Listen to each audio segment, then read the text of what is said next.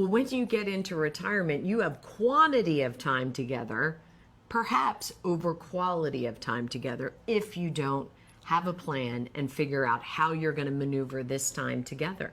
You know, spending more time together is not in itself a formula for success and connecting more. It just isn't. No, I agree.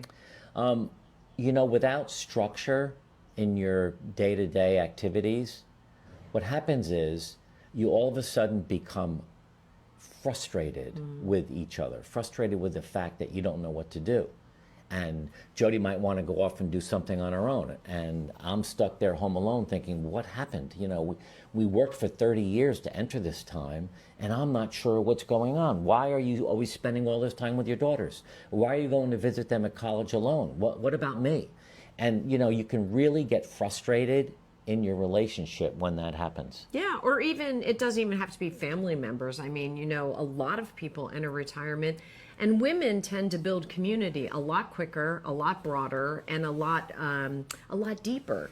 You know, so it'd be easy for me, super easy for me, to be busy every day of the week outside of the house with friends, community, Bible study, whatever it might be. That would be super easy for me.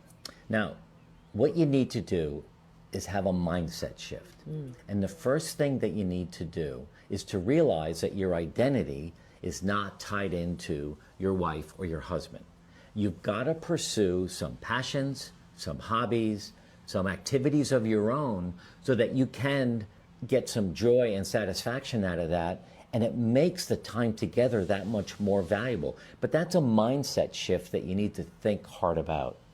Yeah, I would agree. You really have to shift on this hobbies thing. I mean, I was a working mom, you know, with 6 kids at various different stages of life and in the game.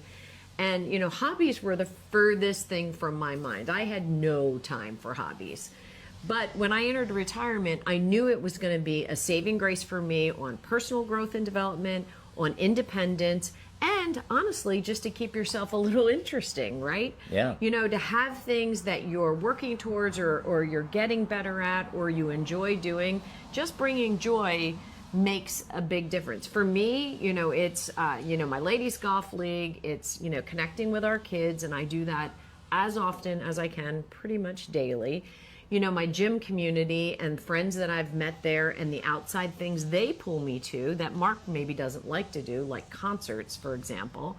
And certainly my Bible study group. I mean, that has given me just a huge base and a huge place that I can go that's safe when we're struggling with things, or as a family if we're struggling with And you know, things. at first it's a little weird. Like, you know, when we first retired, I remember thinking, well, we can do all these things together. We can go to the gym together. We can play golf together. We can go to the movies together. We can do date night together. We can go to concerts together.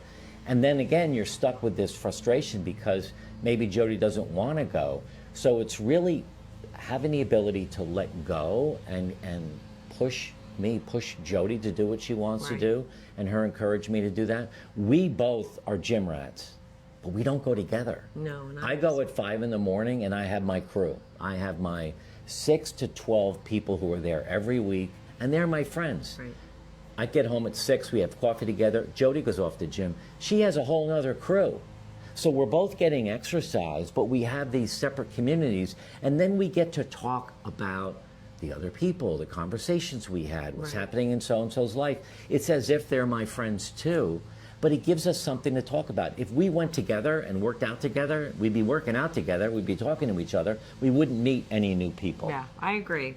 So why don't we move to, what do happy retirees do? Like, what do we see in them? And I'd say the first thing is, happy couples have a plan, and they figure out how to plan their retirement together and individually. They just don't assume it's going to be okay. By the way, before we go any further, there's a free download below, Your Relationship Toolkit. I think you guys will really enjoy this because it actually brings to light some of the things that Jody and I are talking about. So one of the other things that's really important is just having some structure around what you do and who you see, and building a life that is more than just the two of us together. You know, because, you know, retirement isn't You have to think of retirement not as an ending, but as this beautiful new beginning. There is a completely open slate of things that you can do. And don't go into this thinking, oh, this is going to be great.